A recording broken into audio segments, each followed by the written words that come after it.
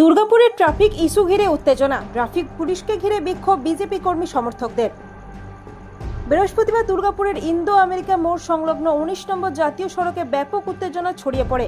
ওই এলাকায় হঠাৎ করে তৈরি হয় তীব্র যানজট, যার জেরে আটকে পড়ে একাধিক পণ্যবাহী ট্রাক। পরিস্থিতি সামাল দিতে যাত্রীবাহী বাসগুলিকে ঘুরপথে চালানো হয়। বিজেপি কর্মীদের অভিযোগ, আসানসোলে নরেন্দ্র মোদী জনসভায় যাতে কেউ পৌঁছতে না পারে সেই উদ্দেশ্যেই ট্রাফিক পুলিশ ইচ্ছাকৃতভাবে আসানসোলগামী লেনে যানজট তৈরি করে রেখেছিল। তাদের দাবি, এই কাজ শাসক দলের নির্দেশেই করা হয়েছে। অন্যদিকে এই অভিযোগ সম্পূর্ণভাবে অস্বীকার করেছে তৃণমূল কংগ্রেস নেতৃত্ব। তাদের দাবি, বিজেপি দিশাহীন হয়ে পড়েছে এবং সম্ভাব্য পরাজয় বুঝতে পেরেছে, তবেই এই নাটক শুরু করেছে।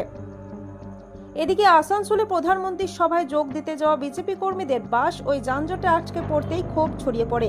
এরপরই বিজেপি কর্মী সমর্থকরা ট্রাফিক পুলিশকে ঘিরে বিক্ষোভ দেখাতে শুরু করেন। প্রায় আধ ঘন্টা বিক্ষোভ ও যানজটের পর পরিস্থিতি স্বাভাবিক হয় এবং ইন্দো আমেরিকা মোড় সংলগ্ন 19 নম্বর জাতীয় সড়কের আসানসোলগামী লেনে যান চলাচল ফের স্বাভাবিক হয়ে আসে। আমরা গাড়ি নিয়ে যখন পেরোচ্ছি, আমাদের কাছে খবর আছে কোনো গ্রামের গাড়ি বেরিয়ে আসতে পারছে না। গ্রামীণ অঞ্চলে গাড়িগুলো, আমার দুর্গাপুর পূর্ব 4 নম্বর মন্ডলে গাড়িগুলো ফেসে থাকার কারণে আমি গাড়ি নিয়ে আসি যখন ইন্দো আমেরিকান মোড়ে ইচ্ছাকৃতভাবে কোনো কারণ ছাড়া ট্রাকগুলোকে দাঁড় করিয়ে বাসগুলোকে মাঝে ঢুকিয়ে দেয়। আমরা ওইখানে সিভিককে জিজ্ঞেস করি, বললো অফিসার আসতেছে। অফিসারের কাছে এলাম, অফিসারের কাছে কোনো উত্তর নেই। অফিসার ইচ্ছাকৃতভাবে মমতা ব্যানার্জির মদতে চাইছে। এখনো পর্যন্ত তৃণমূলের দালালি করছে এই অপদার্থ পুলিশ।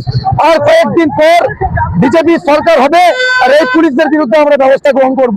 এটা তো একদম ফালতু কথাবার্তা, কারণ বর্তমানে পুলিশ পুরোপুরি নির্বাচন কমিশনের আন্ডারে। এখন দেশে আমাদের পশ্চিম বাংলায় বা যে কোনো রাজ্যে যেখানে ভোট হচ্ছে, সেখানে কিন্তু পুলিশ বা কোনো অ্যাডমিনিস্ট্রেশন আর রাজ্য সরকার বলে কিছু আন্ডারে নেই। এটা সম্পূর্ণ নির্বাচন কমিশনের আন্ডারে আছে। ওদের যদি কিছু বলার থাকে নির্বাচন কমিশনকে বলুক। নির্বাচন কমিশন তো এখন যখন তখন পুলিশকে ট্রান্সফার করছে, নিয়ে আসছে, তাদেরই হাতে আছে। এখানে রাজ্য সরকারের দলদাস, এইসব কথা বলার কোনো লাভ নেই। রাজ্য সরকারের যখন নির্বাচন এসে গেছে, নির্বাচন হোক। 5 তারিখের পরে, 4 তারিখের পরে আমরা বুঝবো কে কার কোথায় থাকে না। দলদাসটা হলো কি করে? আরে ভাই, এখন তো বর্তমানে পুলিশ বলুন, প্রশাসন বলুন, সবটাই নির্বাচন কমিশনের আন্ডারে। এখন যদি দলদাস হয় তাহলে নির্বাচন কমিশনের দলদাস, নির্বাচন কমিশন বিজেপির দলদাস। তাহলে একই ব্যাপারে যদি বিজেপির দলদাস হচ্ছে, সেখানে আমাদের রাজ্য সরকারের নাম কি করে আসছে আমি বুঝি না।